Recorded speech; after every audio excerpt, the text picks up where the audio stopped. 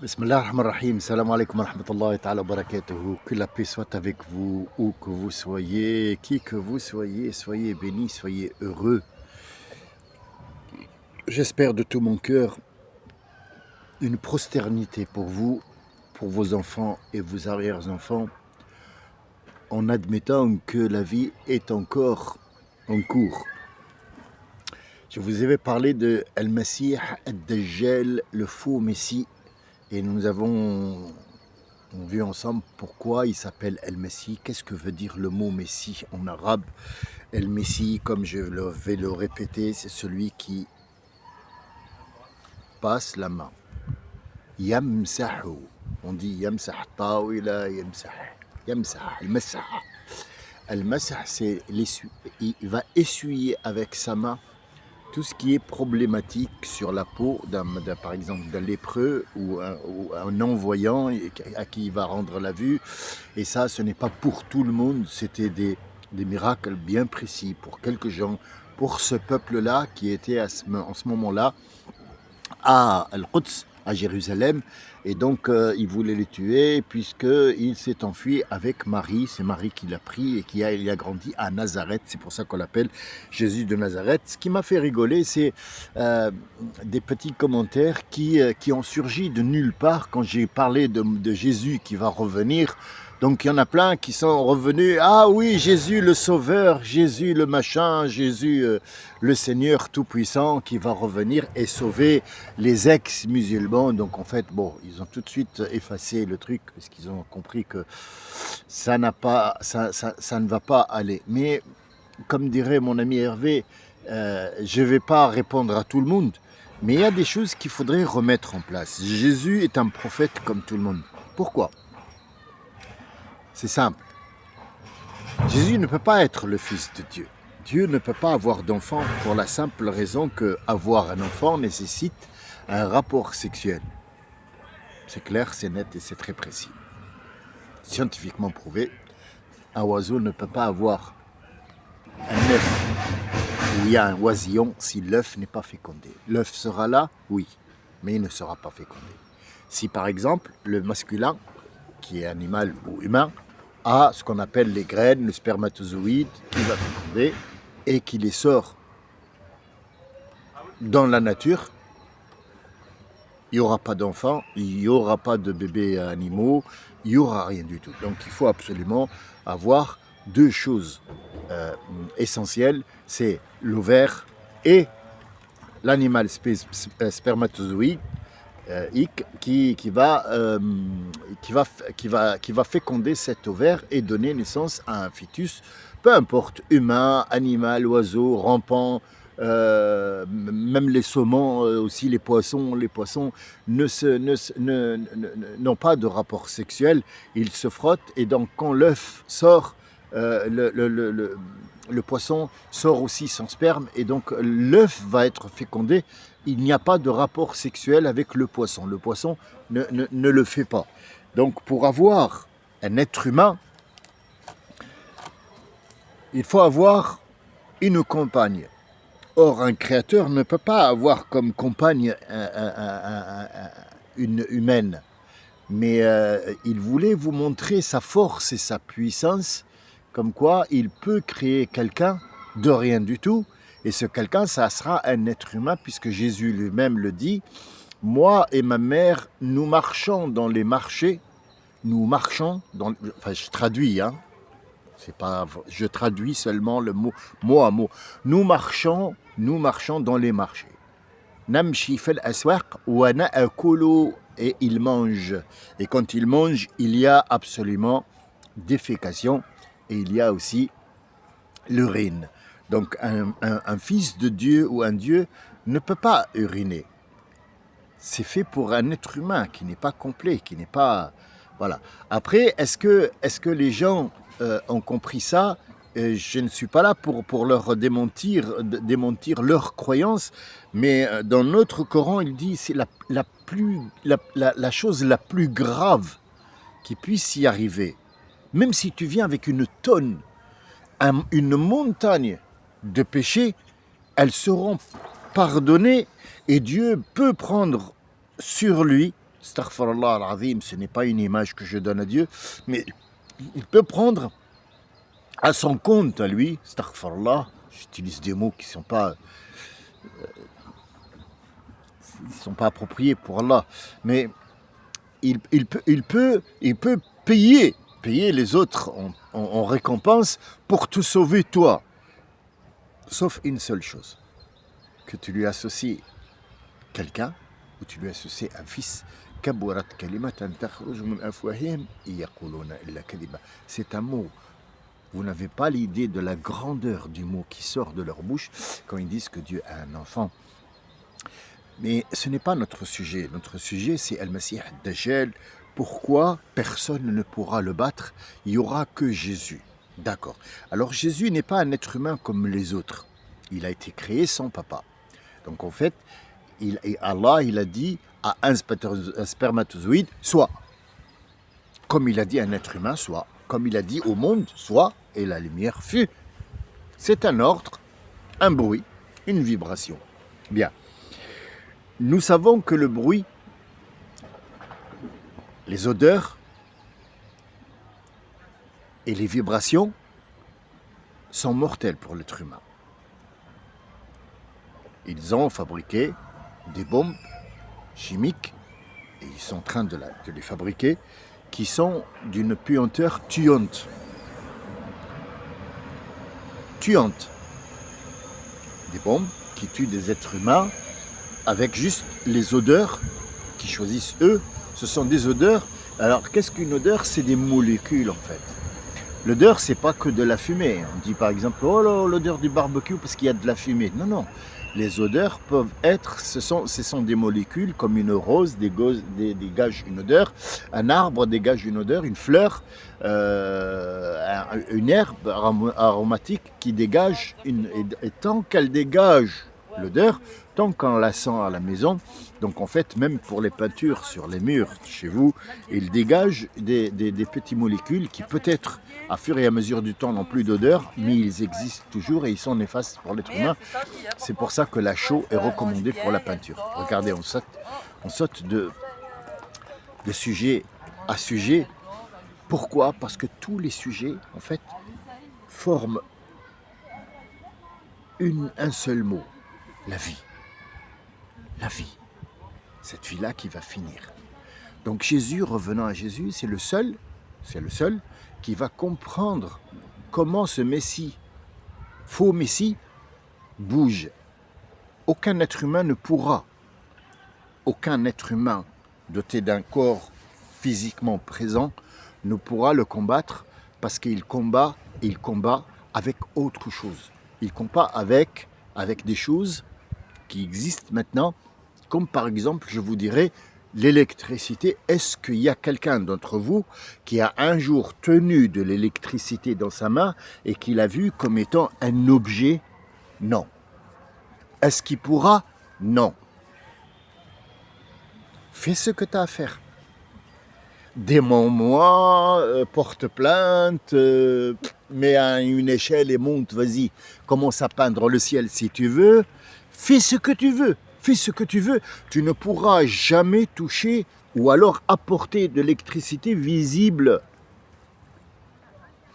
Quoi que tu fasses toute ta vie, toi et des descendants jusqu'à la fin des temps, l'électricité c'est quelque chose qu'on ne peut pas toucher, qu'on ne voit pas, mais qu'on utilise. Et la preuve c'est que je suis en train de vous parler maintenant avec un petit boîtier comme ça, où il n'y a pas de fil. Il y a une batterie où il y a de l'électricité. On le sait qu'elle est là? Oui. Mais est-ce que tu peux la montrer? Non. Tu peux ouvrir la pile? Oui. Qu'est-ce qu'il y a dedans? Du goudron, du charbon, du machin. Mais l'électricité, elle est où? On ne peut pas la voir. Donc ce Messie, ce faux Messie Ad-Dajjal, va apprendre à maîtriser toutes ces choses-là qu'on ne voit pas nous. Lui, il va être doté d'une intelligence qui va lui permettre de voir ces choses-là.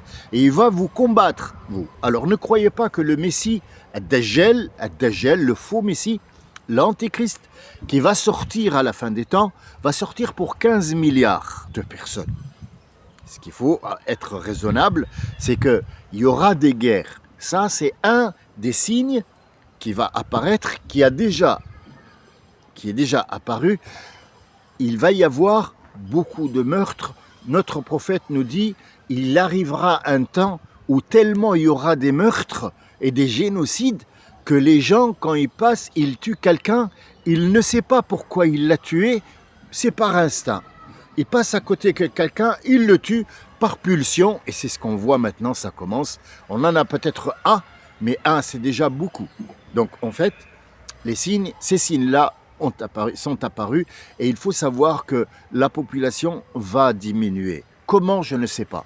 Est-ce que je peux vous prédire? Je ne suis pas un savant, je ne suis pas un voyant, et je n'ai aucune idée de ce qui va se passer, sauf ce que notre prophète nous a dit. Voilà les signes qui existent. Le Messie, le faux Messie, Ad-Dajjal, le rouquin aux cheveux crépus avec un œil blanc, ne pourra pas venir à cause de la grandeur de la population, le nombre est énorme. Donc en fait, il va venir sur une petite population qui va rester après que les signes soient là.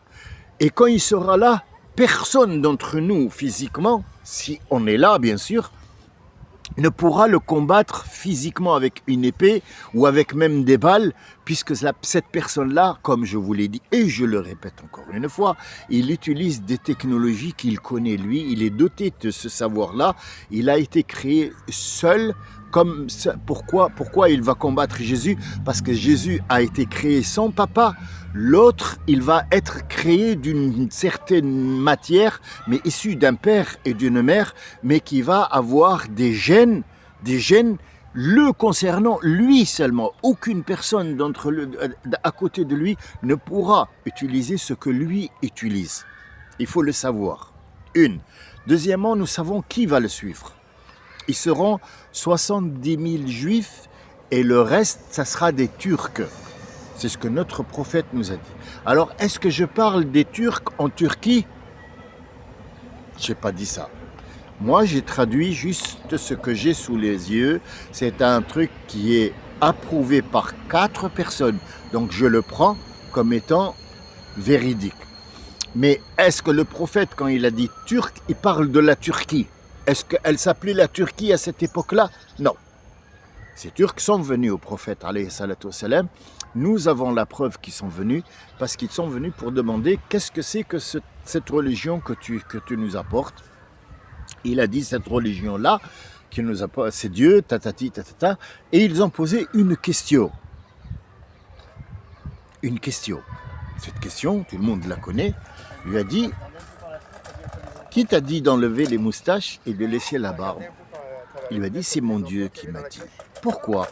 Il leur a dit: parce que la moustache, en fait, quand tu manges ou tu bois, elle est toujours trempée dans le truc, donc ça pourrait faire des saletés, parce que nous, on boit dans la même tasse, mais la barbe, il faut la laisser pour se différencier une femme et un homme, et pour que tu ne sois pas attirant ou beau ou lisse, ou tu ressembles à une femme. Donc c'est à peu près les réponses simples, basiques, pour répondre à des gens basiques, parce que ce n'est pas une question qui se pose.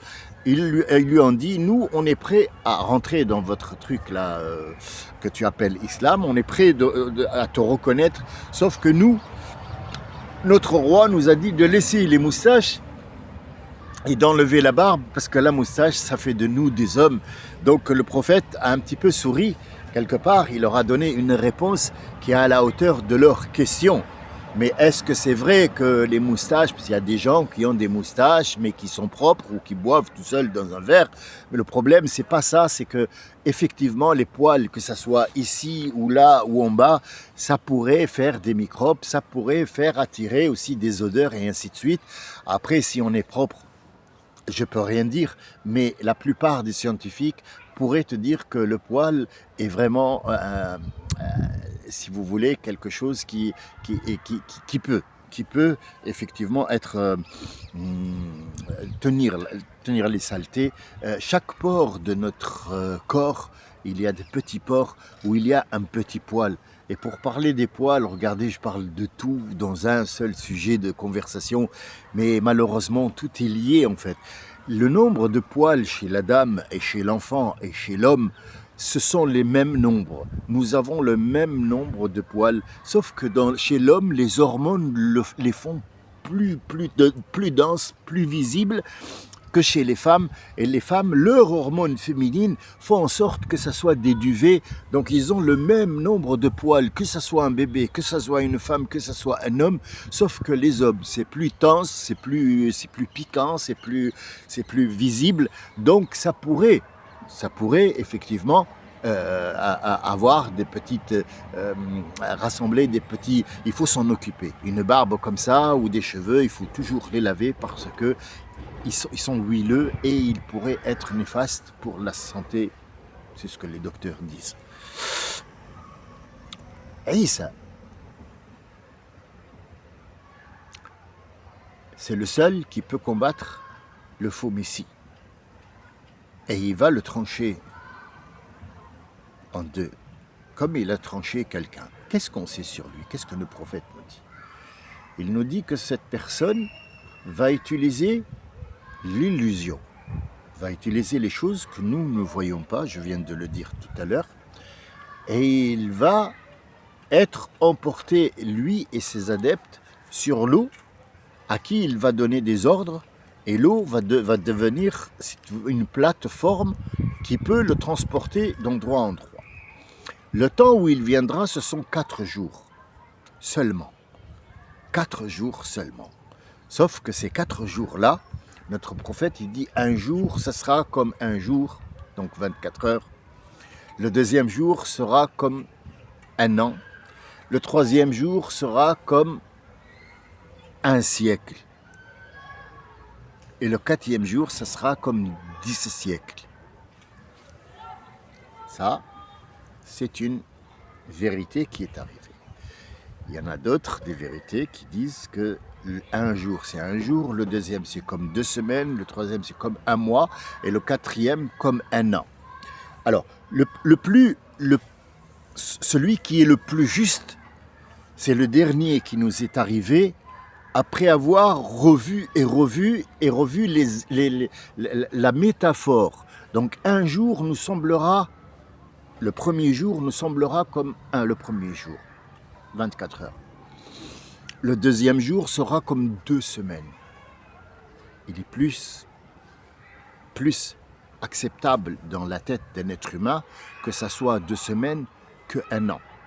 Le troisième jour, il nous semblera comme un mois. Il est plus raisonnable 1 mois que 1 siècle. Donc l'idée que le 4e jour sera comme 10 siècles a été un petit peu écartée parce que c'est un petit peu trop long. Pourquoi? Parce qu'il y a une question qui s'est posée derrière et derrière ce que le prophète a dit, ils ont posé, les sahaba, les compagnons, ils ont posé une question. Et cette question-là vient nous dire que ce qui a été dit sur le mot siècle est faux, dans le sens où les Sahaba ont dit, Ya Rasulallah, si ce que tu dis est juste et nous le croyons, comment nous allons faire pour la prière? Comment nous allons savoir que ce jour-là, où il y a 1 an, qui nous semble comme si c'était 1 an, c'est-à-dire la tournée de la Terre autour du Soleil quand même, c'est 365 jours, c'est pas rien. Comment nous allons faire pour savoir l'heure de la prière, puisque la journée, il y a 5 prières. Et quand il nous dit que le 4e jour, il sera long comme 1 an, comment on va faire pour la prière? Il a dit, adaptez-vous, et ça sera l'heure où toute personne qui a une foi s'enfermera chez lui, parce que ça sera le finish. Aucune porte de repentance ce jour-là ne sera ouverte, et aucune repentance ne sera acceptée. Faites de votre mieux. Si je suis là, je serai celui qui va le combattre. Si moi je serai mort et que derrière moi il n'y a plus de prophète, Isa ibn Maryam, Isa, Jésus, El-Masih, reviendra pour lui. C'est la seule personne qui connaîtra ses tactiques et il connaîtra les technologies qu'il utilise contre l'être humain. Donc maintenant, on a un petit peu une connaissance sur ce Messie.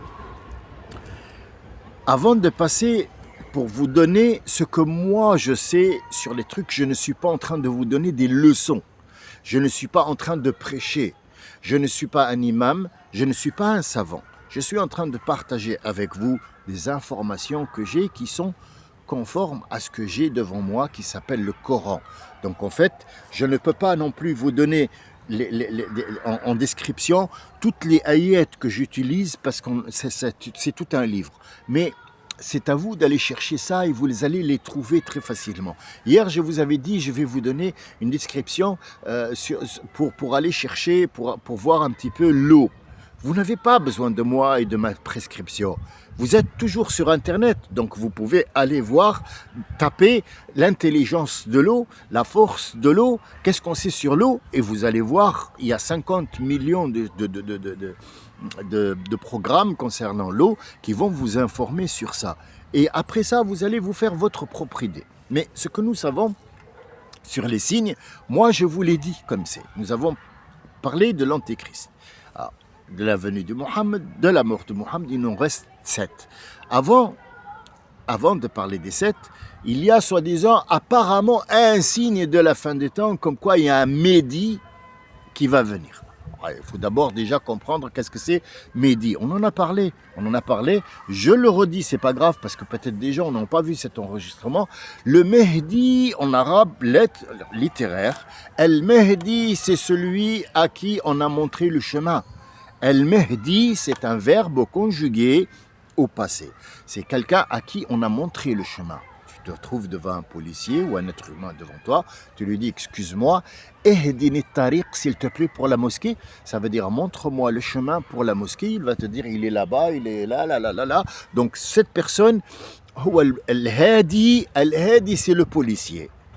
Wal-Mehdi, c'est celui qui a demandé le chemin et qui a été mis sur le chemin pour aller à la mosquée. Lui, il s'appelle Al-Mehdi. C'est un verbe conjugué. C'est le verbe montrer le chemin. Bien. Al-Mehdi, pourquoi on l'appelle comme ça? Pourquoi ils l'ont appelé comme ça? Parce que c'est lui qui va avoir le chemin clair devant lui. Les autres ne l'ont pas. C'est pour ça qu'ils vont le désigner lui pour s'asseoir sur le peu de croyances qui restent, sur le peu de musulmans. C'est un groupe qui restera à la fin des temps, un groupe, je ne peux pas vous dire de 100, de 50, de 3000, de 4000, de 5000, mais qui vont se réfugier dans un endroit qui est connu, qui est la Mecque. Pourquoi? Parce que c'est le seul endroit où le faux Messie ne peut pas rentrer. Il parcourra la terre entière avec les îles, les plages, les villes, les machins, tout ce qu'il y a être humain sur terre. Il va essayer de les recruter pour qu'ils croient en lui, pour qu'ils disent « Moi, je suis Dieu, croyez en moi ». Et le prophète, il dit, il va vous montrer sur la gauche le paradis, il va vous montrer sur la droite l'enfer. Ne le croyez pas, ça sera le contraire. S'il vous montre le feu, ne croyez pas que c'est le feu. Et s'il vous montre le paradis, ne croyez pas que c'est le paradis. C'est un menteur, il va utiliser l'illusion, il va utiliser des choses que vous ne connaissez pas. Ne le suivez pas et essayez de ne pas le suivre parce que ça va être dur, puisqu'il va apporter quelqu'un, il va le trancher en deux et il va lui dire relève-toi et recolle-toi. Il va se relever et se recoller. Il va lui dire alors c'est moi Dieu ou pas? Il dit oui, c'est toi Dieu. Donc il va utiliser cet être humain-là qu'il a un petit peu hypnotisé. Et ça sera que des illusions, il ne l'aura jamais coupé du tout, c'est une illusion. C'est ce qui nous arrive aujourd'hui, c'est qu'on ne peut plus croire en ça, malheureusement. Les jeunes ne croient plus en ça du tout. Et pourtant, ce que je peux vous dire, c'est que, admettons que tu ne crois en rien, et admettons que tu as beaucoup de sous, et admettons que tu vas vivre une vie de roi, et admettons que tu vas posséder la terre entière. Admettons que tu vas être le président de tout le monde entier. Admettons que tu vas être le plus fort du monde entier. Il y aura toujours une mort. Si tu es aussi fort que ça, explique-la moi. il y a autre chose aussi avant qu'on parle des signes. Je n'ai pas terminé de parler des signes. Ça sera peut-être pour une autre fois. On est à 24 minutes. C'est long, 24 minutes, pour assimiler tout ce que je viens de dire, parce que j'ai sauté de sujet en sujet et ils sont tous attachés l'un avec l'autre. Ce sont des réflexions qui sont justes. Vous allez voir. Voyez votre point de vue et regardez ce que moi je dis et voyez ce qui est contre et pour. Vous verrez que ce que je dis est plus juste que faux. Ça semble à l'oreille d'un non-croyant, ça sonne faux, mais en vérité, c'est juste. J'y crois comme fer et je resterai jusqu'à ma mort et après ma mort sur ce chemin-là, Inch'Allah. Je voulais vous dire pour le mot tahir. Les gens qui disent, par exemple, sale arabe, ou sale juif, ou sale je sais pas quoi, sale, le mot sale. Alors, les gens qui vont à la mosquée, ils vont te dire, moi je suis propre, l'imam, oh putain il est propre, il est tahir. Alors il n'y a personne qui est tahir. Tahir, ça n'existe pas. Tahir, ce sont les malaïka, les anges, qui sont tahir, parce qu'ils ne défèquent pas. Celui qui est humain, et ça pour revenir sur l'histoire de Jésus. Jésus n'est pas un Dieu ou fils de Dieu. Pourquoi? Parce que tout simplement, quand il mange, la personne qui mange et qui défèque ou qui fait pipi, qui urine, il croit qu'il s'est débarrassé de tout ce qui est saleté. Donc quand il va faire les ablutions, pour lui, il est propre et tahar. Tahar, ça veut dire il est impeccablement propre. Détrompez-vous, parce que il y aura toujours de la matière fécale dans tes intestins, il y aura toujours de l'urine, puisque cette vessie, elle fait toutes les 2 secondes, il y a une goutte d'urine, c'est le général. Après, il y a des gens qui goûtent plus, il y a des gens qui goûtent moins, parce qu'ils ne sont pas déshydratés. Donc en fait, cette vessie et ce drain qu'il y a entre elle, c'est l'urtère et le rein, c'est qu'à chaque, normalement 2 secondes, il y a le rein à tamiser 2 gouttes ou une goutte d'eau qui va descendre dans l'urtère et qui va goûter dans la vessie.